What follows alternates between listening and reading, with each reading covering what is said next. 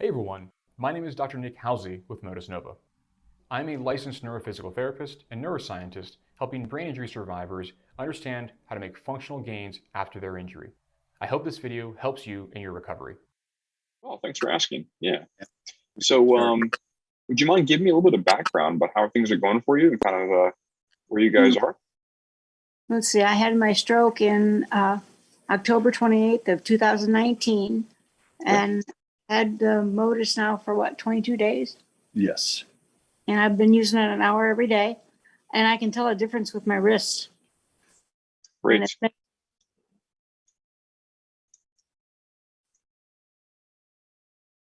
Go ahead, Connie. Yeah.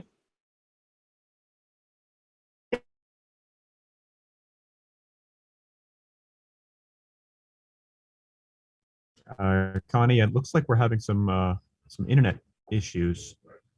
Can you hear us? I can hear you.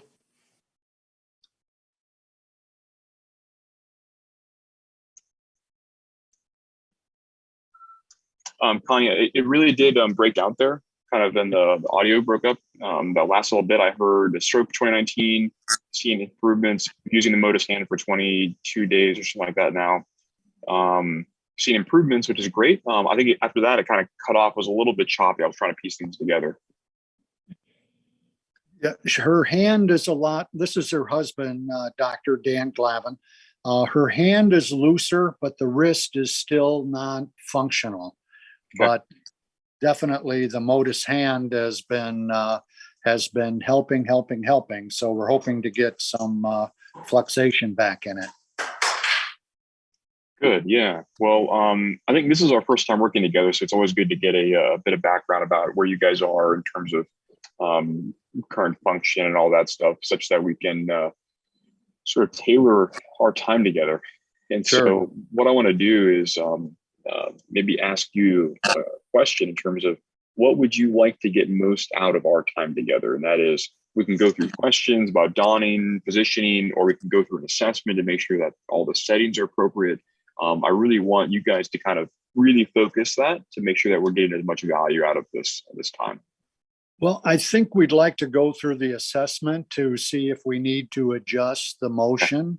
Good. But one concern is that her left hand and her left foot are interconnected since the stroke. So now the movement that she's getting out of her left hand and wrist is causing discomfort and pain in her left foot. Okay, so we need to try to work through that and see if we can get some resolve. Sure. Yeah. Dr. Glavin, I appreciate you giving me that insight. Now, it's often, I don't know what your medical background is, if you have experience with stroke in the way that the brain can have maladaptations after a stroke. But this is one of the most common types of maladaptations that can happen. And that is where we have a thing called central sensitization occur, where sensations that are normally perceived as being, let's call it not discomforting, things like movement, hot, cold, those types of things, normal touch, can be perceived as being painful. Now, that is not to discount the realness of those sensations, because pain, as we all know, is perceived in the brain. And so if you're perceiving it, it is very much real, as if it was compared to something that was like a tissue derived damage. But that is something that is just to recognize, to have that information in your toolbox there. Now, with respect to how we can modify things, I think one of the most important aspects of accommodating someone that does have that experience is to identify the ranges of motion that we are more or less comfortable in. And we can constrain how much the movement is occurring, such that we don't kind of go into those ranges that would cause undue discomfort.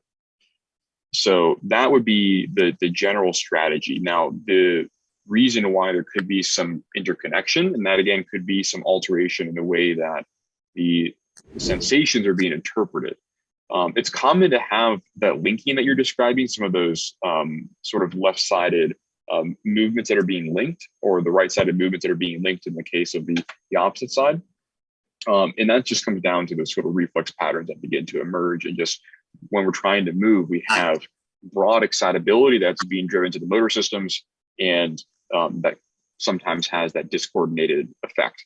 When, before stroke, we have the ability to discriminate motions across joints. That is often lost when we have a neurologic injury. Those networks are corrupted, and we kind of revert back to these on bulk movements.